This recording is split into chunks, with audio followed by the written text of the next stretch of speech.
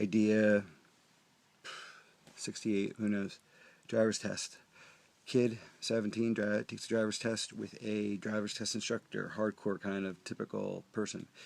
And as he or she is nervously driving through the test with the guy with the clipboard, instead of remarking or criticizing or saying anything about the driving, the guy with the clipboard, the driver's test guy, is writing down all of the things about the Honda as it makes a turn, as it comes to a stop, as if he is evaluating the Honda, not the driver. And we get to the conclusion of the test, and the kid is anxiously saying, like, well, and the instructor's writing the thing down. He says, what? And he's like, pass or fail, And the guy's like, oh, the Honda, pass with flying colors. He's like, no, not the car, me. And the guy's like, oh, you failed. You couldn't parallel park, and you missed the second left off Maple. But if you come back tomorrow with the Honda, I'd be glad to give you a retest. And he gets out, and the kid's stunned, and as he is like going into the next car, he's just kind of looking and oogling the exterior, like I love this job, kind of thing. And then he goes into the next car, which is not a Honda. Maybe he's annoyed by that, but I like the ending where he's looking at the car from the exterior and making the kid come back with the Honda the next day. That's driver's test. So those are 2 extra ideas for you. Okay. Yeah, driver's test. Oh, and a couple other ones I'm going to add. Idea in the 50s, beyond the quota, but just a couple bonus round ideas. Trade secret. A couple of executives from a competitor are in like a back alley. They're nervous, they're looking around, and it's classy, like corporate espionage kind of thing. They say, where's this Honda guy? Where's this Honda guy? And around the corner comes a guy who works for Honda or worked for Honda, and or is a corporate espionage agent. And so he comes around the corner, and they say, all right, we only have like a minute here. Did you find out their secret? He says, I got a job there, and I worked 9 months. I got up to the highest levels of management, and yeah, I found out their secret. Great. They say that they're the 3 suited, comedic in their tone, in that they're such kind of company men, and they say, well, what is the secret? And the guy says, looks to his right, looks to his left, leans in, and he says, they care. And the guys from the other company look at each other, and they're like, you call that no, you don't say that word. You call that a trade secret that they care? They said, we care as much as they do. Every quarter, every day we care. From the opening bell to the club, we care. And they're all saying this from themselves. And he interrupts them. He goes, no. They care about the cars. And the guys are silent, and they look at each other and are like, oh, they care about the car, and then they're like, not the money. And they look at each other like, they don't care about the money and the profit. They say that, and the guy just stares at them, kind of like, these guys are idiots. This corporate espionage agent, and they're just like, they care about the cars. No, like, as if they, like, what an incredible insight. And they are completely happy now that they think they have this, that they have the secret Honda, and they hand the guy a briefcase of thousands of dollars, and he walks away, and hands it, I think he walks away, he hands it to a homeless guy who's like, I spare a dime, and the corporate espionage guy hops in his Honda and drives away. Pull out crane shot or something where the 3 guys are coming out of the alley, still wrapping their heads around it, like, so they care about the money from the cars? No, or just the cars themselves. I'm just trying to understand. And I think that, again, is very dry, very subtle humor, but very cool. It's called Trade Secrets. The other one is, well, it's going to come next. Okay, idea number 44 is the license plate game variation. When we were all young and we were bored during driving on a trip, we would play the license plate game where, you look for license plates for different states or whatever, okay?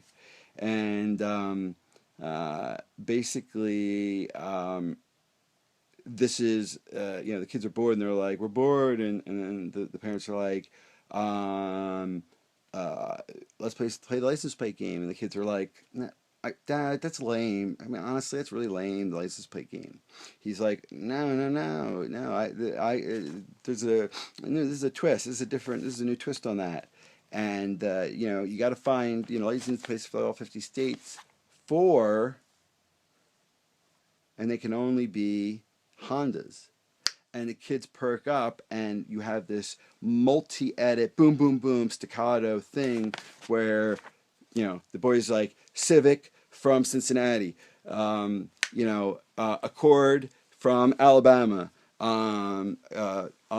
minivan from Minnesota, and in other words, as they drive around, the Hondas are everywhere because they're being sold everywhere. The hottest car in America, and they're seeing them there. But they're doing license plate game variation for Hondas. So now we've identified a bunch of different models, and we have shown that them in all their glory, and we've done it in a fun way, and we've shown kids and family having a good time doing it. And I think the way the thing ends is,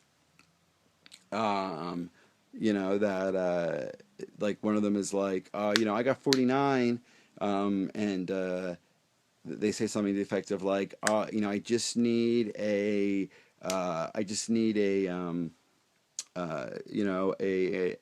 Accord from Arizona or something.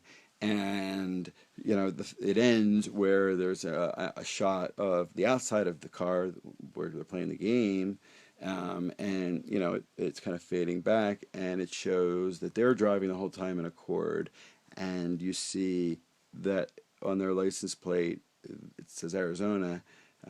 They are, as people sometimes do, so familiar with their themselves and where they live that they forgot that they are driving an Accord from Arizona. I think it's a cute ending. Don't have to end it like that. The point is, the idea is strong in the middle of it. It's not one of those twist funny endings. It's one of those, it's just cool throughout the whole thing because of the staccato infrastructure of this license plate game variation that everyone knows in Gen X and above. So that's idea 40. I know we're in the mid-40s, let's put it that way. So we did that, and that one more right here I'm going to do, okay? This is, at a Honda dealership, we have basically everyone, all the salespeople are there, and their boss is like, "Hey, hi, we have Bob Jones here, who is a sales event specialist. He works with all different car makers, not just Honda. This is the first time we've had him in with Honda, but we just thought we give him a shot, and he helps put on specific sales events, okay." And he's like high energy. He's like, "Hey ho, hi people, what do you say? Where's the energy here? Come on, blah blah blah." And it's staccato again edit where this guy is talking about his approach to doing sales events. He's like, the way we do it at when we do a sales event is that we put out all the stops. It's going to be a 3-day event. It's going to be open from this time to that time. There's going to be dry ice. There's going to be dancing girls. There's going to be music. There's going to be musicians. There's going to be flamethrowers, and there's going to be guys juggling chainsaws, and it's like absurd thing after absurd thing after absurd thing after absurd thing. Halo lights that go up 1,000 feet in the sky. You'll be able to see it from 500 miles away. Air siren storms. It's funny throughout the whole thing how crazy, insane this guy is. And at the very end, he finishes, and he's like, so when are we going to do? So we want to book this. We're going to book this thing. When do you guys want to do this?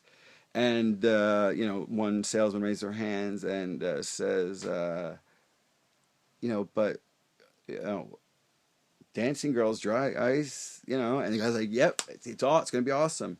He's like, why would we need any of that? We sell Hondas. The idea being simply that the Honda sells itself. You don't need dry ice and dancing girls. You don't even need sales events, although I know Honda does have them. Those are all things that a lesser car maker needs to bring in customers on their lot, because the cars certainly won't. That's what the commercial is about. I love that commercial. I hope you do too. That's called, the sales event. Anyway, that's good for now, and get some more ideas. Yeah, we're almost done. Idea number 42: first date. Guy gets ready for first date. He's getting ready. The parents are nervous. They're downstairs. He's getting dressed. He comes down. Mother's like, "Oh, you look so cute. You have a great time." He's like, "Mom, you're embarrassing me." And then the father goes and walks his son out a bit from the front door, hands him a couple bucks, and he's just like, "Be a gentleman." Shake the father's hand and look him in the eye, and he's like, "Okay, Dad." And then he's basically starting to walk away, and you see him kind of walking towards a junker, and the father says, "Hey, kiddo." He goes, "What?" And then he tosses him the keys. Okay, and this is a play off of some other ideas I've had, but I don't care. It's still good and unique and different. Is that he grabs the keys, and the kid is so excited and so psyched when we see it, and we cut to the garage opening. Okay. And in the garage is a Porsche, or its equivalent, and a new Honda. And we see the kid run into the garage, and we don't know until the last minute that he veers off and obviously gets into the Honda. And it's, please, anyone that's listening to this that thinks that's trite, I'm telling you it's not, okay? It will completely work, because it's not even ironic. I mean, it is ironic, obviously, but it's not even that ironic in the sense that sometimes being ostentatious is the wrong move to go on the first date. To be humble or to be down to earth is something that girls like, and it's not about being rich or in other words, it espouses positive values, but it's still funny and ironic. So, again, that's called first date. And I like it a lot. It's a variation off the risky business one, as well as the other first date idea, but great idea. First date, I like it. It's 41. I think we did 41 with something. That was 42, which was first date. Okay, good. We're good. We're moving on. Or we're at 43, I think. Idea number 40: the road trip. You have a bunch of college kids, 4 college kids, like the movie Road Trip, get into a Honda, and they're like, road trip, road trip, road trip, and you basically it's a montage of imagery where you see them driving, having fun. They're not drinking in the car or anything, but they're having a blast, and you see them having fun. And the fun is basically, it's abstract, meaning you see them talking to girls, but they're, it's in a parking lot, or as they're walking out of a restaurant, or, at a gas station or whatever. And, they're dancing, but it's, again, it's like at a roadhouse. It turns out, to be when we see them walk out, and, it's again, car driving, image of having fun, car driving, image of having fun. Not all of it has to be college type fun. It could just be tomfoolery and things, bonding and seeing beautiful stuff. But the whole point of the spot is that at the end we have them returning to to the college that they belong to, and they get back, and as they park, it looks like they've been 3,000 miles. It's dirty, and they're exhausted, whatever. And a girl comes up who's their friend and says, well, the road trippers return. Where'd you guys go party? Where have you guys been for 4 days? Was Colgate or she rattles off a couple colleges' names. Like, where'd you guys go? And they all look at each other, and they're like, where do we go? We can go. We can go anywhere. It was a road trip. Yeah, like as if she's insane to think that a road trip involves actually driving somewhere, partying, and coming back. To them, the road trip was the Honda. The road trip, the party was the journey, and they just drove around for a bunch of days, and that can be rendered retrospectively like the in the movie The Hangover, for example, where it's we never see the bachelor party until the end and a number of shots. It's not the same idea, but the idea is implied that all this fun time was had on the road, places along the road, but never did they get to a destination because, as we all know, it is not about the destination, it's about the journey, which will be an idea later that we play with in a sincere way. Anyway, that is idea number 40. Idea number 41 is the assembly line. The assembly line is simple. It is a visual montage of a real assembly line where Fords are being made. Stock footage, it may exist, I don't know. Let's go to one and film it, whatever. Okay, take those imageries, and then compare it to having artists in a Soho loft doing sculpture, another artist doing with a canvas a painting, another artist in terms of writing music and having instruments with them. And what we're doing is that when we are basically trying to show that the act of assembling a Honda, even though it's highly mechanized, is like an art form, because just like a canvas with a painter, there is the design stage where it was approved, where we see that. And even though it's a robotic arm that's going in and doing something, it is then we cut to a hand with a paintbrush doing something. So we are humanizing the mechanization of the assembly line, and not just humanizing it, but making it an artistic humanization or personification. That's very important, is to personify and make human and emotional what is, for all car makers, a very non-human thing. And of course, the humans that are involved should be heavily filmed and used, but we want to then have a superseding voiceover the whole time that makes this point for us. At Honda, we realize that a lot's changed since Henry Ford first created the assembly line, which was all perhaps individuals with machines. And then now it's very mechanized. But Honda makes the point that despite the mechanization of this, they say, and I can write the copy, that in this age of digital technology and robotic this and that, we still understand that it's the human touch, the human perspective, the human emotion, the human sense of art and design and aesthetics and engineering that it makes a Honda special.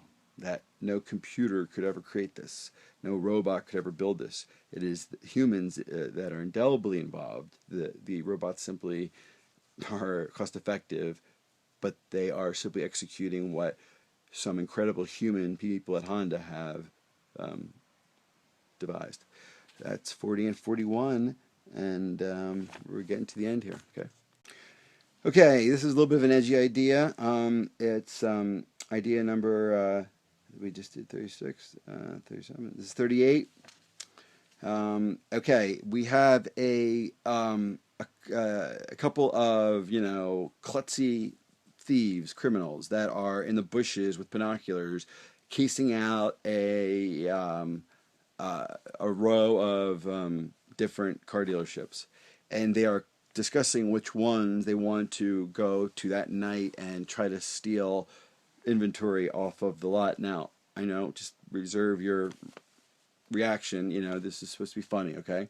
And we go to competitor number one, and they analyze the street value of it and whatever, but they don't want to steal them because of problem number 1, 2, and 3. So you're criticizing Honda's competition. The next lot, Honda's competitor, they say good things about it, and then the mastermind says no because of X, Y, and Z. That criticism of that competitor. Okay, then they get to the Honda lot. They get, and we see the long lens of their binoculars, and people shaking hands and lots of activity. By the way, there's lots more activity on the Honda lot than the other ones. And they're like, hey, how about a Honda, boss? Like, look, people seem to love them. They're being sold like hotcakes. I see them everywhere. There's a market for them. I say let's steal the Hondas tonight. And the guy who has been criticizing every car up until then as to why not to steal them says, shakes his head and is like, buddy, a Honda, and he starts quickly. I know these are 30 seconds, but it's all happens quickly. He's like, a Honda, is already the most car you can get for your dollar. It's got the greatest. It's the best value in the car market. Everyone knows that, and they sell them for such a reasonable cost, and they give so much that there's no need to risk going to jail. If we want Hondas, we should just walk up there. And here's the tagline. With a Honda, it's already a steal. And that's the tagline. Honda, so good, it's a steal. And again, risky, edgy, but funny. And if you're looking to get people 30 and under, I'm telling you, my personal advice is you have to get edgy, you have to get irreverent, and you have to not change who Honda is, but rather take what they are and make it cool, make it funny, make it interesting, make it edgy. So it's a steal. That is okay. That's 38. This is 39. Okay, 39 is the mad test drive. Okay, unlike with the kid test drive, this is a different one. Okay, all right. The couple gets into the car. It's the couple driving and the salesman in the back seat. As the couple drives, the husband, it doesn't matter who's driving. Let's say it's the woman. I think it'd be funnier, and the husband's in the passenger seat. She drives it. She's driving it, and she's angry the entire time. Every time it comes to a stop, she doesn't say a bad word, but she's just like, like mad. As they take turns, she's mad. As they accelerate in traffic, she's mad, and it seems as though she's hating the experience. And the husband looks nervous, and the salesman looks nervous, and no one wants to ask her, what's wrong, because she's PO'd. And they get to the end of the test drive. They get back to the lot, and they're like, the man's like, honey, what was wrong? And the salesman like, yeah, is there something? Is it the model? Is it maybe it's the test? Maybe it's the demo car. Or maybe there's something wrong with it. Like just communicate. What's the problem? And she sighs, and she's like, that is the problem. There is no problems. I won't, damn, like, and you don't care, got a curse or anything, but you're like, she's like, darn it, I want one. The premise being that the husband brought her there, and she did not want to buy a Honda. She did not want to buy a car, perhaps. And why she was mad was as she drove the Honda, it was so great that it got her so annoyed because she knew she had to buy it. It was too good not to buy it. It's such a good deal. Again, during the drive when the guy's like, oh, we're having a special and 0% financing or whatever their deals are, it's like she's mad at that. She's mad at every good thing that there is. That's why it makes no sense until the end when we realize that she is the reluctant buyer who is very, very tough to please, but the Honda pleases her, and she's actually mad about it. And, again, very funny, very dry. That is idea number, we just did 37 and 38, the test drive. Okay, 39 real quick, is the stunt. we have a movie set kind of thing, and we are basically with the hotshot producers, directors, and the stunt coordinator in the first 10 seconds talking about a chase, the robbers, the thing, the that, the this, and he's storyboarding it all, and at the end, it's going to flip. It's going to a ball of flames. There's going to be this, that. I think it's like the most spectacular thing you've ever heard on paper and on storyboard. And at the end of the pitch, second 20, the director, the producer, all these Hollywood types are like, give little claps, and they're like, great, we love it. You're the best, baby. Let's shoot it or whatever. And then someone's like, oh, wait, well, what's, and some PA kind of person is like, okay, oh, sorry, but like, what car do you want me to go get? What car are we using for the stunt? And and the person's like, you know, at the very end, what car do we get? And the issue is basically, or the line is, should I, just get the best. The person's like, just get the best car, the best car that we can get. And the producer's like, but for under, for a reasonable price. And the guy's like, okay, so I'll just get a Honda. And the stunt person, this is the end of the commercial, is like, a Honda? Do you think I'd ever intentionally harm a Honda? And again, the joke being it's like an animal or PETA, like no harms were, Hondas were harmed in the making of this. That again, this is thematic. We could do 3 or 4 spots on this idea of the stunt car where the Honda is identified as the ideal car because it can do all these incredible moves and does all these things, but we would never use it because it'd be sacrilege to destroy a Honda in the explosion. And again, that's 3 ideas in one. It's like you could say, yeah, we want the Honda, but then we're going to switch it out at the last minute and have a Acura explode, because who cares if they explode? Okay, so again, many ideas into one, but the premise is there in terms of incredible car chase scene, and it's a double-sided coin. A Honda would be the best perhaps to drive it, but we would never destroy such a thing. And that's funny. That's dry, and it's deadpan, and it works. That was idea. Okay, there's a few ideas. Idea number 36. Okay, this is a dog theme idea. We're going to go a couple dog theme ideas here. We have dogs that are in a very nice neighborhood, or a very ordinary neighborhood where there's kids playing everywhere, and the dogs are chasing every car that comes down the block, and they are chasing the competition car number 1, competition car number 2, competition car number 3, and then at say the 20-second, 15-second mark, a amazing new Accord, Honda, whatever, comes around the block and starts to drive down the street, and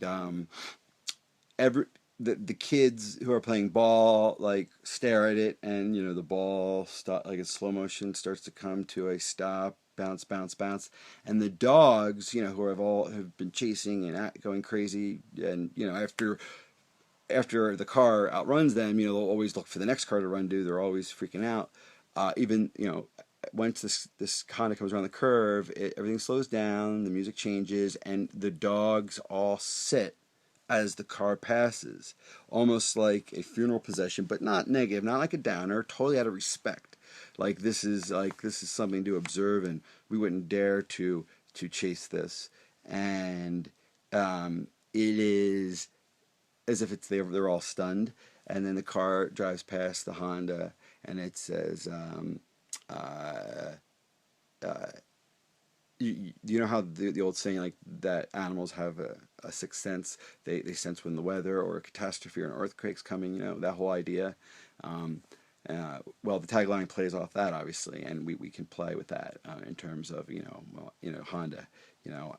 Animals have animal knows when something is in the air, or something different's in the air, when something special's in the air, when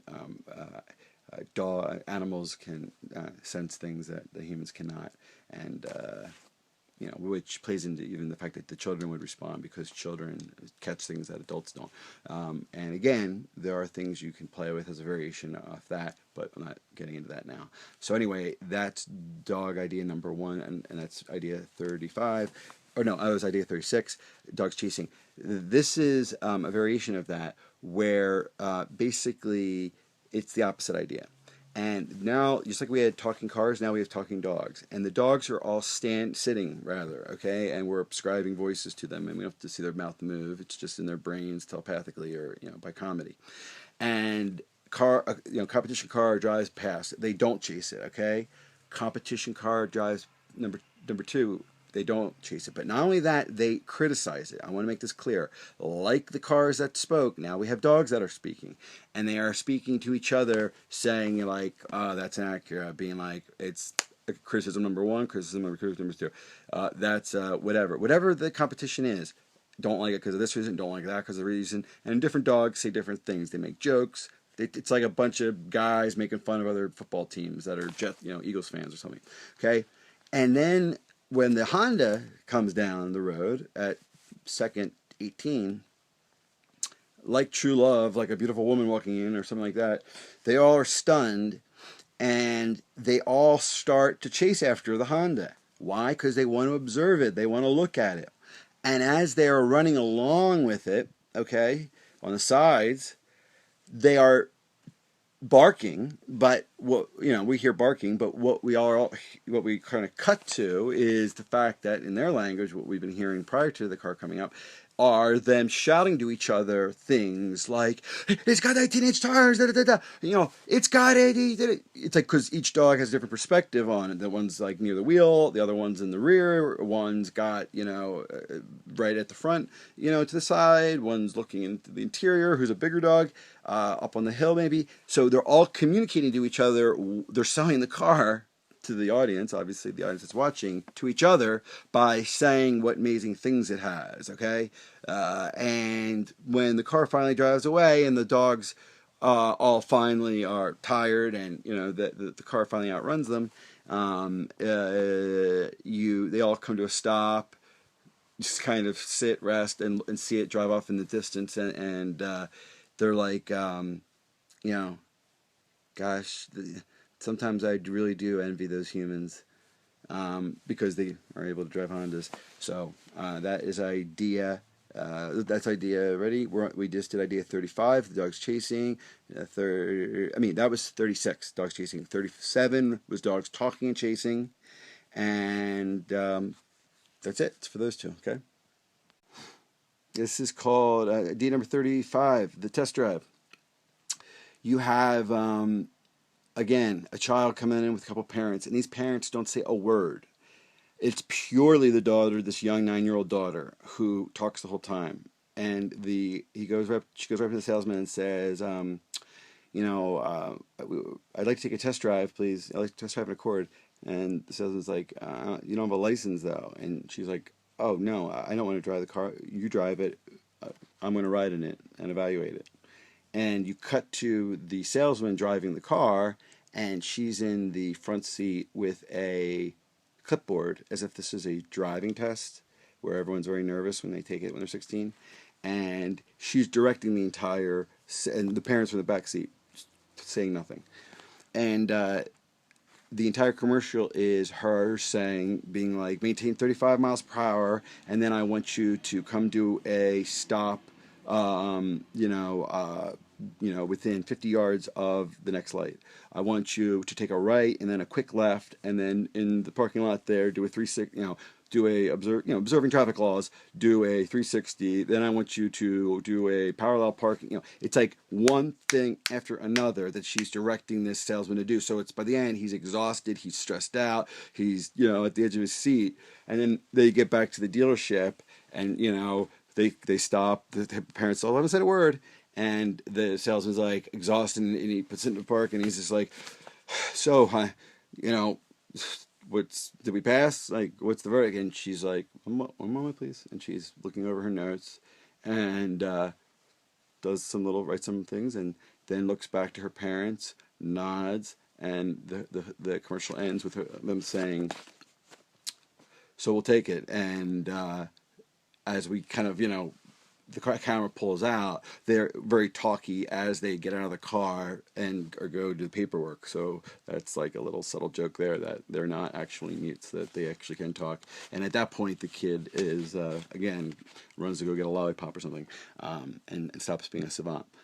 That is the test drive, number 35, idea 35. Also, there is one other one, and but I don't think.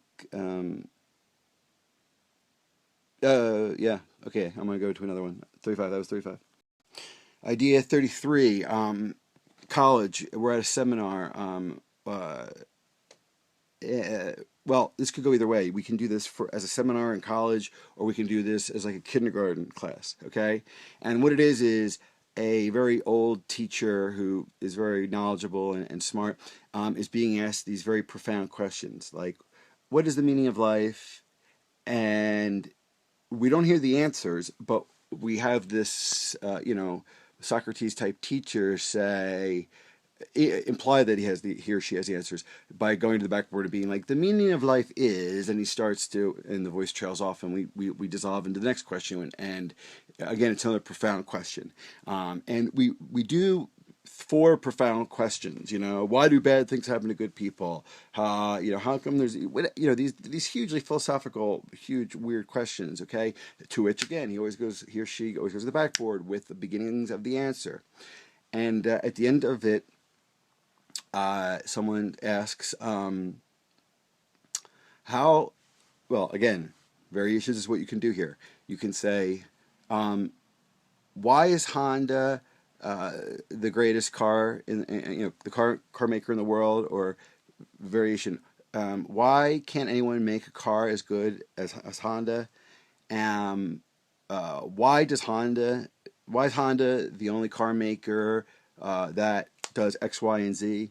However you want to differentiate Honda in your message, whatever that is, whether it be specific or general, the point is that upon being asked this question that is not philosophical, is concrete, whatever it may be, and that's not my call about what that question may be, but as it's asked, the teacher goes to the board like he always does, or she always does, and as if he knows what is the answer, and then at the end of the commercial stops, turns, is clearly stumped, and does not have the answer. And in other words, he or she knows the meaning of the universe. He or she knows why bad things happen to good people. He or she knows the most unknowable things. But as to what makes a Honda, what is, for example, the question I would use is perhaps, what makes a Honda the greatest car in the world? Because there's so many reasons that make Hondas great. And so it's as if that question is so perplexing to this teacher who knows everything about everything, but it truly stumps him or her. And that's how the spot ends with, indeed, why, or interesting question, or I don't know. You can, again, as I pitch these ideas, I'm always pitching thematic templates that if asked for, I can write specific copy for. That's not what my mandate is. It's to pitch these 53 ideas. But again, when you get into the template of what I've just said, you can go a lot of different directions. And that's a good, not a bad thing. I could give you the specific things right here, but the good news is that's a theme we could do on many levels for many different questions. You can do a couple spots with that theme. Okay, that was 33. So 34 is the back to the expert kid thing. Into the theme of 11-year-olds being experts. We want, again, I think if you did that, to go thematic on it. So therefore, you have that kid, I think it was idea 29 or something, who's helping the hardcore negotiation. But now for idea number 34, we have a service call where a person's bringing in a Honda for the service. And you have the kid who is badgering the mechanic the whole time he's doing the service, asking him, the 29-point inspection questions. Did you bleed out the brakes?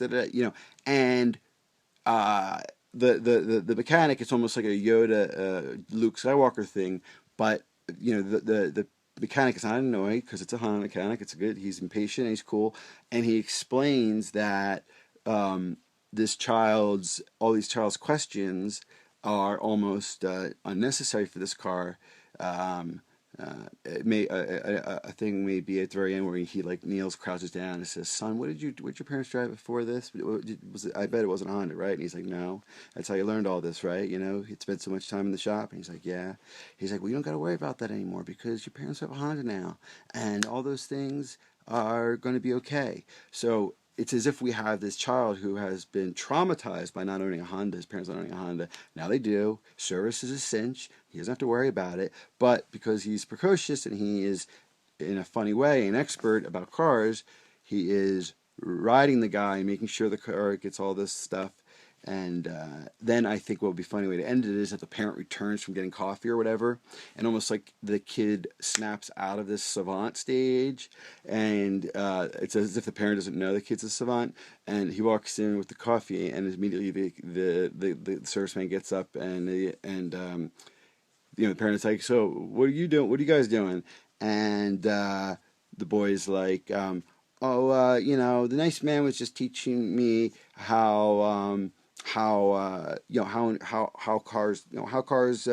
move, how an engine works, what a carburetor is, maybe mispronounces the word. In other words, plays dumb." And then says to the parent quickly, can I go get a gumball? And walks out, gives a little wink to the mechanic, and the parent, unbeknownst to all this happening, is like, kids say the funniest things, kind of thing like that. I know that sounds long. Trust me, it can all be done in 30 seconds because it's car up on the left, question, car down, question, question. 15-second mark is the mechanic saying what he says, talking about the past and the pre-Honda days, assuring the kid. By second 22, the parent returns, does the whole dumb kid thing, and it's a quick, fast-moving commercial, but it's funny and it will work. I'm telling you. So that is the service call of the kid. Again, onto that thematic idea, we have the fact that another one that is kind of an offshoot of the Bluetooth one is this idea that instead of waiting for the end to show it in terms of the surprise, we have a couple people who are negotiating to buy a car, and you especially it'd be funny if say it was a younger, like a 20-something, who's doing it, like it's their first or second car, who would naturally be ignorant about such things, and throughout the negotiation, or perhaps just near at the end of the negotiation, he just says, before I sign on the dotted line, can I just, I just want to make a call about this, and he makes a call. This 22-year-old says the price, says what he's getting, says what the features are, whatever, and you hear him. You don't see he's on the line. And you're just like, he's like, and maybe he asks one question or second question really quick. And at the end, it's like, okay, thanks a lot. Okay, yeah, I'm going to do it. And hangs up. And the salesman, he's like, okay, let's do this. And the salesman's like, your parents. And the 22-year-old laughs and is like, no, my little brother. And we cut to, him getting off. The little kid was on the computer, obviously talking to his older brother, older sister, whatever. And again is playing with Xbox, and right when he gets off the call says, "Mom, can I get some more pizza rolls?" Again, being a kid again, going right back to the kid thing. So again, totally different spot, same idea as the other one. Once you get into these themes, I believe once you like one, if you like one, I can develop dozens of variations. It's just about, it's infinite when you think about it, but it's a question of what direction you want to go. I like this idea of the savant expert kids. I think it's very funny. So that's that. I know we're almost up to idea 35 now. So.